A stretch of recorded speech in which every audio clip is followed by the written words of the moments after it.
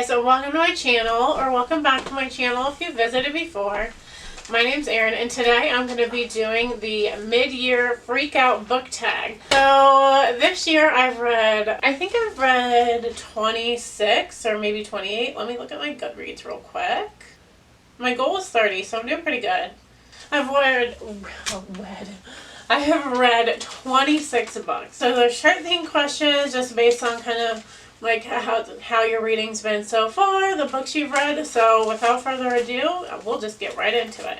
I really hope my hair doesn't look ridiculous because I had new hair extensions and I lost them. I don't know how one loses new hair extensions, but yeah, that happened. So if it looks ridiculous, I'm sorry, I guess, but whatever. And my hair is just so weird anyways. Like the top part stays dark and the bottom part fades out really quick. I don't know. Not that you guys even care, but without further ado, we'll just get back into the tag. So question number 1, the best book that you have read so far this year. So for that, I picked A Curse So Dark and Lonely by Bridget Commermer, I think. I loved this book. So I know probably everyone that's watching this video has heard of this book already, but this is a Beauty and the Beast retelling. I just loved the writing. I loved the different take on the retelling. It just had like a little bit of a modern spice.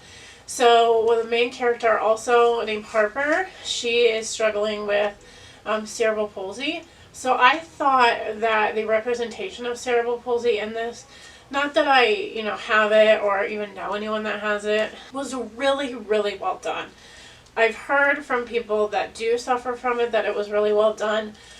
And I just love that she didn't let that stop her and she didn't let that define her as well. So that was really important to me. I also suffer from like a chronic invisible illness. If you guys ever want me to make a video about that, I can definitely talk in depth about it. I don't know if you can ever hear me like out of breath on camera, but that has to do with my illness. So I just loved the chronic illness representation. I loved the Beauty and the Beast retelling aspect of it. I loved the characters. They were so well developed. I loved the pacing. I loved like kind of the slow burn. You don't know what's going to happen with the romance. I just loved this book. I gave it a 5 out of 5 stars. So question number 2, your favorite sequel you have read so far this year. So I have been sucking with sequels this year. I've actually only read one, which thankfully I've really, really enjoyed. That was City of Glass by Cassandra Clare. So I am new to this Shadowhunters world realm, but I have been really, really enjoying this series. I believe I gave this book a 5 out of 5 stars also. I just love the characters. I love the world. I love the romances. So honestly, if I had read more sequels, this probably would have been a contender for my favorite, if not my favorite anyway. So whatever. I love it. So question number 3. A new release that you want to read but haven't gotten the chance to get to yet. So I don't have a copy of this book, but that would be King of Fools by Amanda Foody. I almost said Legendary is, it already came out, but Finale. So those are kind of by Stephanie Garber. So those are kind of neck and neck, but I think overall I really enjoyed Legendary as much as I liked Caraval. But I loved like the story and the kind of like just different, almost like a Vegas type theme of Ace of Shades. I love like the different talents. It could be a little confusing. I love the characters. They were just so well developed. So I am really, really hoping to pick up King of Fools soon. Yes, I'm sure I'm going to enjoy it. So I'm really excited for that one. Number 4, your most anticipated release for the rest of the year. So I don't keep up on new releases as much as other booktubers, but I will tell you I am so effing excited for Queen of Ruin by Tracy Banghart. I got Grace and Fury in an Outcrate box last year, and I loved it. It was one of my favorite books of the year last year. I loved the characters. I loved the story. I loved the writing. Oh my god, it was so unique to me, and it left on such a cliffhanger that I have literally been counting down the days. Like, that is one that I'm gonna go and get like the day it comes out, which I've seen people already have it, but I didn't think it came out until like July 12th. But let me tell you what, once payday comes, I'm probably gonna go look for it because I just can't even wait to read that. Sorry, I keep sniffling. My allergies are like terrible today. Question number 5. Your biggest disappointment of the year. That would have to be Royals by Rachel Hawkins. I hated everything about this book.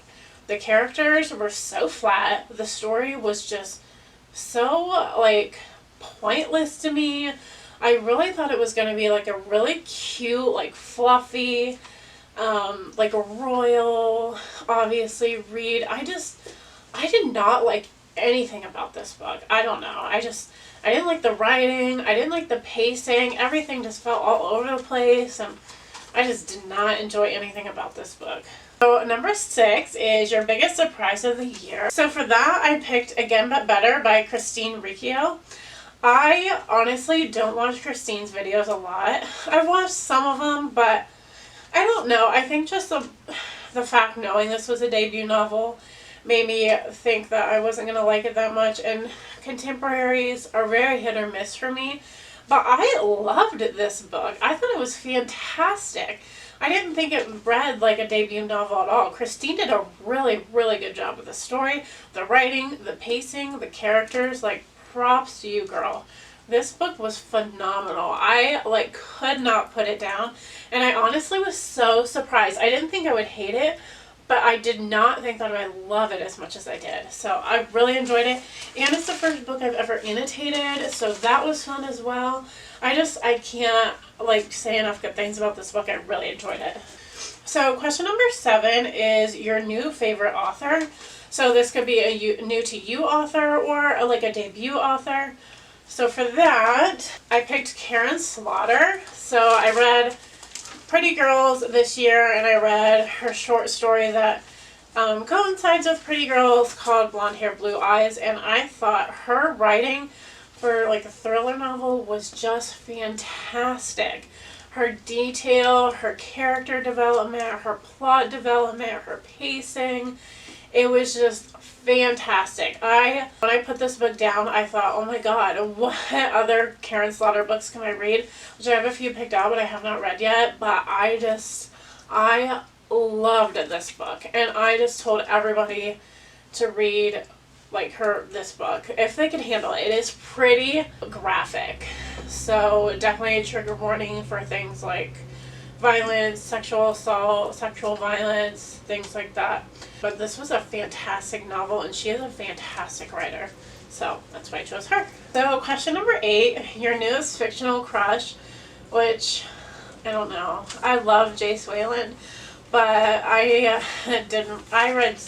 started reading Shadowhunters last year, so I'm gonna go with Ethan Thomas from The Unhoneymooners. I loved this book. It was so good.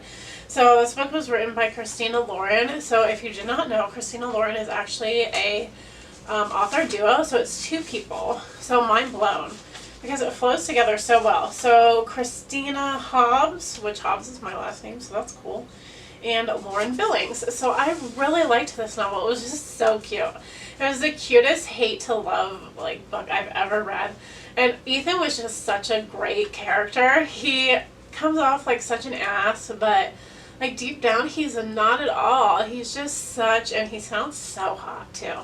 So I just really liked his character. He's kind of quirky, and kind of brash, and I loved his character. So I thought, damn, I wish he was real.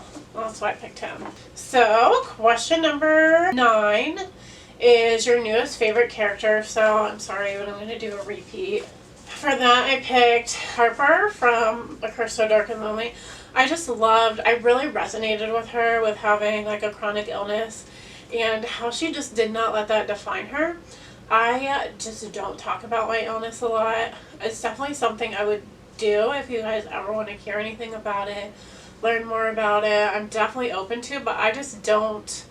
I try not to let it stop me. Sometimes it gets me in a little bit of a pickle, but I just really just loved her character. Not only that part, but she was just not easily like swooned, and she didn't come off like the I'm not like other girls. I just really liked her character. She was so well developed, so relatable for me, and I love that she is portrayed as like beauty too. So I loved her. Question number 10 is a book that made you cry, which I am like a heartless human being, and people tell me that I have no feelings, but okay, so sorry, my camera shut off. I fucking can't with my husband. Like, husband for sale, if anyone needs one. My back might have been in that. He's a good guy, but he's silly as shit. So, a book that made you cry, The Things We Do for Love by Kristen Hanna. Like, every Kristen Hanna book I've ever read has made me cry because she just knows how to write a tearjerker. So I'm not going to get too in-depth with this. I do have a review. But this follows a woman named Angie. I believe she's in like her late 30s, maybe early 40s.